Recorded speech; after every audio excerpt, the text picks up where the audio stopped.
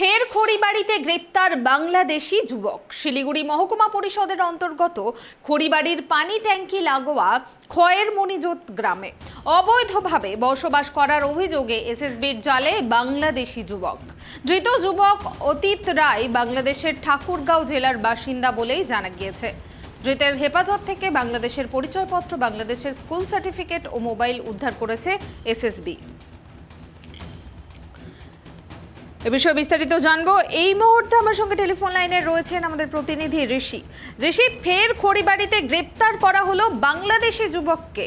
সে কতদিন ধরে খড়িবাড়িতে বসবাস করছিল বলে জানা যাচ্ছে, এবং তার কাছে এই যে পরিচয়পত্র পাওয়া গিয়েছে, তার পাশাপাশি আর কি কি পাওয়া গিয়েছে বলে জানা যাচ্ছে?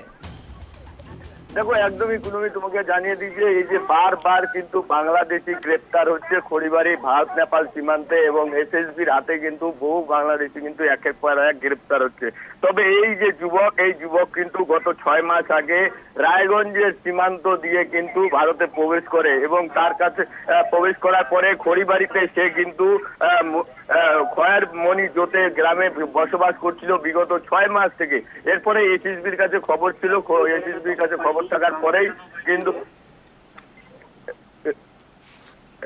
6 মাস থেকে যখন বসবাস করছিল, এরপরে কিন্তু বিভিন্ন সূত্র ধরে এসএসবি কিন্তু সেখানে অভিযান চালায়, এবং পাশাপাশি গ্রেপ্তার করার পরেই এর কাছ থেকে কিন্তু বাংলাদেশি পরিচয়পত্র এবং স্কুলের সার্টিফিকেট কিন্তু উদ্ধার করেছে। তবে এরপরেই কিন্তু এসএসবি খড়িবাড়ি থানার হাতে তুলে দিলে আজ কিন্তু খড়িবাড়ি থানা পুলিশ সেই বাংলাদেশি যুবককে তাকে কিন্তু শিলিগুড়ি আদালতে তোলা হবে এবং রিমান্ডে নিয়ে গোটা ঘটনা তদন্ত করা হবে। এই যে যুবক, এই যুবক কতদিন আগে এসেছিল এবং এখানে সে ভারতীয় পরিচয়পত্র বানিয়েছিল কিনা, বা তার সাথে কে কে এসেছে এবং কেন তিনি ভারতে এইভাবে অবৈধভাবে বসবাস করছিলেন, এর কিন্তু তদন্ত শুরু করেছে খড়িবাড়ি থানার পুলিশ।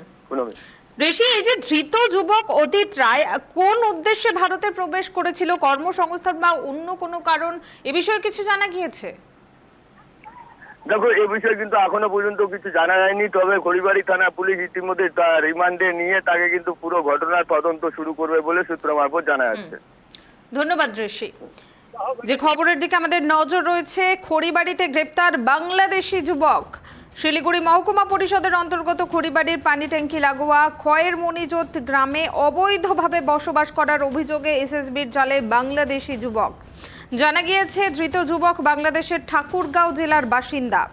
গত 6 মাস আগে অবৈধভাবে রায়গঞ্জে ভারত বাংলাদেশ সীমান্ত পেরিয়ে এদেশে প্রবেশ করার পর খড়িবাড়িতে সে বসবাস করত। ধৃতের হেফাজত থেকে বাংলাদেশের পরিচয়পত্র, বাংলাদেশের স্কুল সার্টিফিকেট ও মোবাইল উদ্ধার করেছে এসএসবি। ধৃতকে খড়িবাড়ি পুলিশের হাতে তুলে দেওয়া হয়েছে এবং আজ ধৃতকে শিলিগুড়ি মহকুমা আদালতে তোলা হবে।